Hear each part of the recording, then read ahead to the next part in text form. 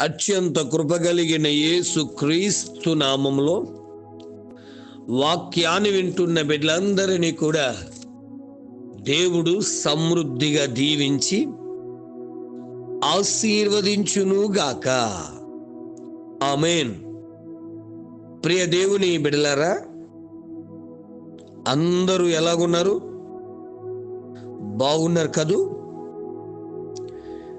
మరి ఈరోజు ఈ సంవత్సరానికి మొదటి ఆదివారం.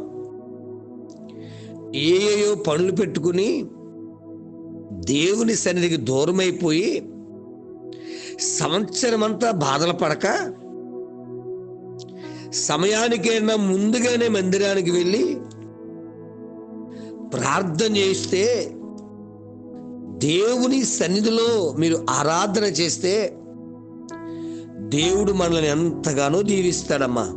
నానా, మరొక్కసారి చెప్తున్నాను, మొదటి ఆదివారం, సంవత్సరానికే మొదటి ఆదివారం. ఏ పనులు మీరు పెట్టుకోకండి, ఏ కార్యక్రమాలు మీరు పెట్టుకోకండి. మీరు గడపవలసిన స్థలం ఏదంటే దేవుని సన్నిధి. ఈ సంవత్సరం మనం ఎదగాలి అంటే, ఈ సంవత్సరం మనం అనేక మందికి, మన కుటుంబాలకు దీవెనకరముగా మార్చబడాలి అంటే దేవుని సన్నిధిలో గడపడం ఎంతైనా అవసరం.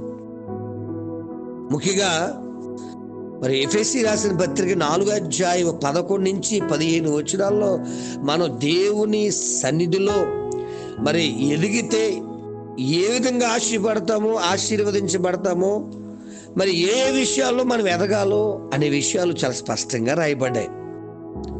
మనం అందరము విశ్వాస విషయంలోను, దేవుని కుమారుని గూర్చిన జ్ఞాన విషయంలో ఏకత్వం పొంది సంపూర్ణ పురుషులు మగు వరకు అనే మాట మనం చూస్తాం. చివరిలో అనగా 15 ప్రేమ కలిగి సత్యము చెప్పుచు మనం అన్ని విషయాలు ఎదుగుదు అనే మాటలు మనకు కనబడతాయి. దేవుని బిడ్డలమైన మనం అందరము ఎదగవలసిన మొట్టమొదటి మాట ఏంటి సార్? విశ్వాస విషయంలో.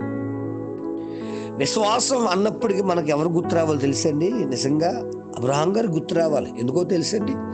అబ్రహాం గారి పితరులు దేవుడికి తెలియదు, దేవుడు అంటే ఎవరు తెలియదు. ఈవెన్ అబ్రహాం గారికే పూర్తిగా తెలియదు.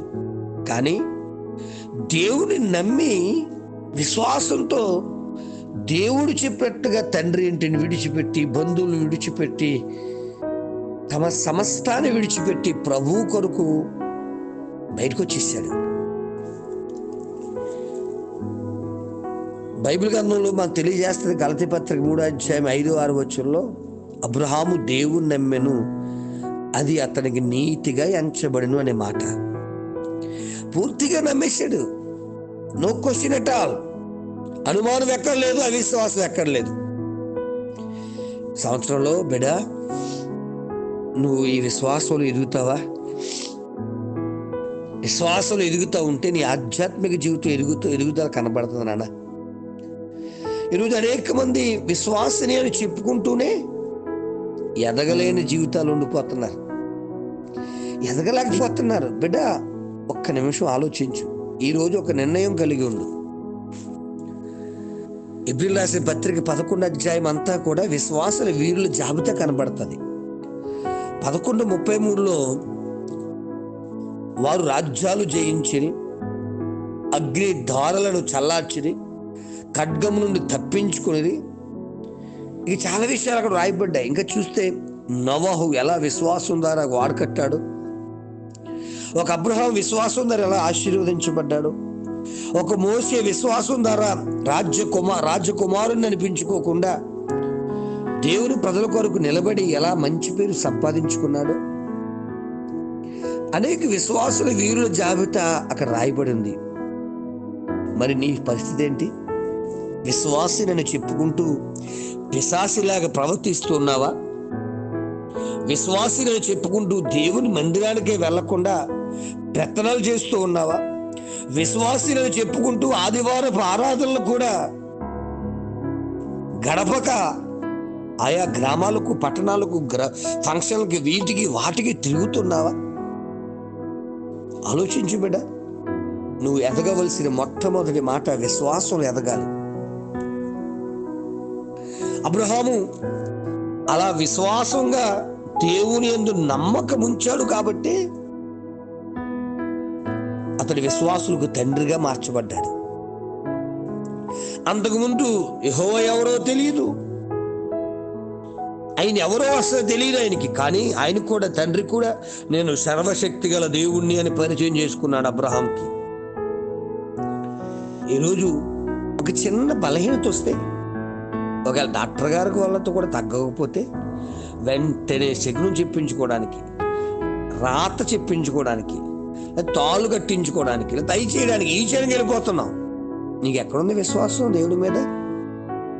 నా యేసు నా విమోచకుడని, నా యేసు నన్ను స్వస్థపరిచేవాడని, నా యేసు నన్ను రక్షించేవాడని, నాకు ఈ బలహీనత శారీరకంగా లేకపోతే ఈ ఆరోగ్యపరమైనది వచ్చిందో నా దేవుడు నన్ను స్వస్థపరుస్తాడు అనే విశ్వాసం నీకుంటే నువ్వు మందిరంలోనే గడిపేస్తావు నాన్న. నువ్వు గడపలేకపోతున్నావు అంటే చెప్పనా, దేవుడి మీద కన్నా ఈ లోకమైన వాటి మీద ఎక్కువ విశ్వాసం వచ్చేసింది. నీ కుటుంబం ఆశీర్వదించబడాలని మాట చెప్తున్నాను. నువ్వు అన్ని విషయాల్లో ఎదగాలి అంటే మొట్టమొదటిగా విశ్వాస విషయంలో ఎదుగుటకు ప్రయత్నం చేయి. ఏదేమైపోయినా పర్లేదు, ఆకాశ భూమి తమ స్థానాలు పరిస్థితులు మార్చేసుకున్నా పర్లేదు, నేను నా దేవుని మీద పూర్తి విశ్వాసంతో ముందుకు కొనసాగుతా, నా దేవుడే నన్ను ఆశీర్వదిస్తాడు అనే నమ్మకం నీ జీవితంలోకి వస్తే తప్పకుండా నీ దేవుడు నిన్ను ఉన్నతమైన స్థితిలో పెడతాడు. అయ్యో 2024 అంతా నా కుటుంబం ఏడుపుతో గడిచిపోయింది, కానీ 2025 నా జీవితాన్ని దేవుడు గొప్పగా మార్చబోతున్నాడు. విశ్వాసంతో ముందుకు అడుగెట్టు, మందిరంలో దేవుని సందులో గడుపు, దేవుడే నేను ఆశీర్వదిస్తాడు. మిగిలిన భాగాలు రేపు ఉదయకాల సమయంలో ధ్యానం చేద్దాం. ప్రార్థన. పరమ తండ్రి, నీకు వందనాలు. మేము అన్ని విషయాల్లో ఎదగాలి అంటే మొట్టమొదటిగా మేము ఎదగవలసిన మాట విశ్వాసంలో ఎదగాలి నాయన. అంచెలంచెల విశ్వాసం కలిగి ఉండాలని మాతో మాట్లాడు. మీ సన్నిధిని మాకు తోడుగా ఉంచుతున్నందుకే నీకు స్తోత్రాలు. మేము ఎదుగుటకు మీ జ్ఞానమును మాకు అనుగ్రహించబోతున్నందుకే నీకు స్తోత్రాలు.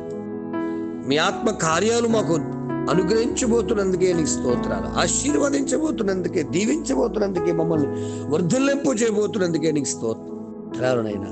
ప్రతి ఒక్క బిడ్డ ఒక అబ్రహాము లాగా, ఒక హానోకు లాగా, ఒక నోవాహు లాగా, ఒక మోషేలాగా ప్రభువా నీ మీద అంచెలంచెల విశ్వాసంతో ముందుకు కొనసాగుతూ, అయ్యా మాకు రోగము తగ్గించబడాలన్నా, మాకు సమాధానం కలిగి ఉండాలని నీ విశ్వాసమే నిన్ను స్వస్థపరిచింది అన్న రీతిగా అంతటి విశ్వాసంతో నీ బిడ్డలు ఈ వాక్య భాగాలు వింటూ ప్రార్థిస్తుండగా అద్భుతములు జరిగించి నడిపించి బలపరచమని యేసయ్య నామమున అడుగుచున్నాను తండ్రి, ఆమేన్. ప్రార్థనా కొరకు నా సెల్ నంబర్ 9866958571. ప్రభు కృప మీకు తోడుగా ఉండును గాక.